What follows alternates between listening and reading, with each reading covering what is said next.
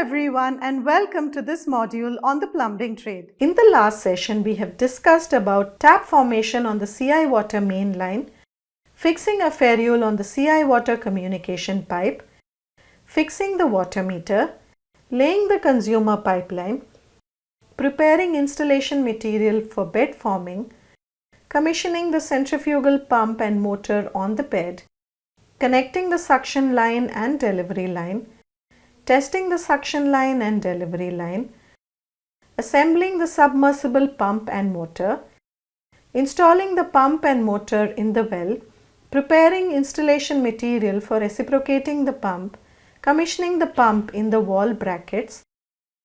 In continuation, in this session we are going to discuss how to prepare the installation material for a reciprocating pump which is power operated, commission the pump in the wall brackets, connect the suction and delivery line, test the suction and delivery line, install a India Mark III pump, install a monoblock pump, prepare a jet pump for installation, commission the jet pump, connect the suction and delivery to the jet pump, prepare an airlift pump for installation, commission the airlift pump and connect the suction air pipe and delivery pipe. Let us look at a power operated reciprocating pump. Make a cement motor as per the ratio 1:2:4, where cement is to sand is to blue metal is in the ratio of 1:2:4. Grounding the foundation bolt and nut with the help of templates. Fill the cement motor in the grounded area and allow to cure. Remove the template and level the bed. Commission the pump and motor on the bed with the help of a spirit level and feeler gauge. Align the pump pulley and motor pulley. Assemble the pump pulley and motor pulley properly. If not properly aligned, defects may develop. Connect the suction line. Measure the required length of the suction pipe. Select the required pipe fitting and valve gasket. Connect the check valve gasket, flange, bend piston rod and connecting rod. The check valve helps to maintain water level in the suction pipeline. The piston rod and connecting rod must be properly connected. Always maintain the water level in the suction pipeline. Provide electrical connection. Switch on the pump and check the suction pipe. Safety measurements. Use proper hand tools. To avoid vibration, check the lubricants on the bearings. Installation of the India Mark III pump. Preparing the foundation for the India Mark III pump. Mount the pump body. Clean the ground for about 1 meter around the borewell. Place the pump body and assemble with the help of masonry hand tools. Place and fix the self-locking clamp above the pump body. Let us connect the cylinder head with the suction pipe and the connecting rod. Connect the cylinder head top end and connecting rod with the suction pipe. Insert into the borewell with the help of a self-locking clamp. Add additional pipe depending on the depth of the borewell and assemble the connecting rod and suction pipe. Connect the water tank assembly in the suction pipe and connection rod. Route the connecting rod with a guide bush. Assemble the hand level chain in the connecting rod. Close the inspection chamber body cover. Operate the hand lever in an up and down motion. Check the water flow through the water tank spout. Precautions while assembling the pump. Mount the pump body in a 90-degree vertical position to the ground with the help of a spirit level. Use a proper self-locking clamp to assemble the suction pipe and the connection rod. Properly assemble the cylinder body and the suction pipe. Use a lifting tool to insert the suction pipe and connecting rod. Use a proper chain link in the head assembly. Periodically apply solid lubrication in the chain link. Let us look at installing a monoblock pump. Centrifugal monoblock pumps are mainly used for agriculture, industries and civil applications due to their consistency and strength. Installation material for the bed. Make a cement motor as per the ratio 1:2:4 where cement is to sand is to blue metal is in the ratio of 1:2:4. Ground the foundation bolt and nut with the help of templates. Fill the cement mortar in the grounded area and allow to cure. Remove the template and level the bed.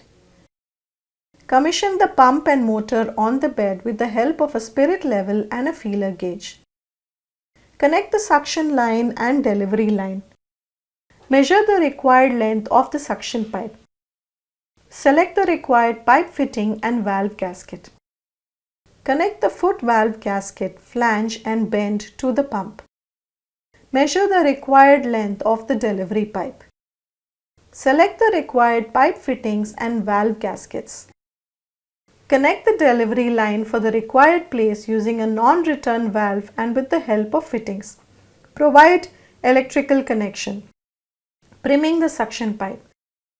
Priming is a crucial process in centrifugal pumps that ensures the pump and suction pump are filled with fluid before it is started. Switch on the pump. Safety precautions to be taken for this task. Use proper hand tools. To avoid dry run, maintain the foot valve position to the bottom of the groundwater level. Do not over-tighten the gland rope because the rope might burn. To avoid vibration on these systems, check the bearing for lubricants. Now let us learn about the installation of a jet pump. A shallow well jet pump pulls water from sources that are closer to the ground level with a typical depth range of 25 feet or less. Choose the place for a pump near a bore. Mount the pump. Install the jet pump by connecting it to the delivery pipe using the appropriate fittings and clamps. Ensure that the pipe length reaches the desired depth in the well. Fix a flange at the suction end. Assemble the suction at the bottom of the pump. Fix the pressure control valve after priming the pipe. Connect the delivery line after the control valve. Prim the pump. Start the pump and check for leakage. Let us see how to install an airlift pump. Preparation for an airlift pump. Mount the air compressor motors. Connect the jet nozzle with the educator, PVC, to the required length. Preserve a nozzle level of 1.5 meters above the groundwater level in the bore. Clamp it to provide the bore clamp above the ground level.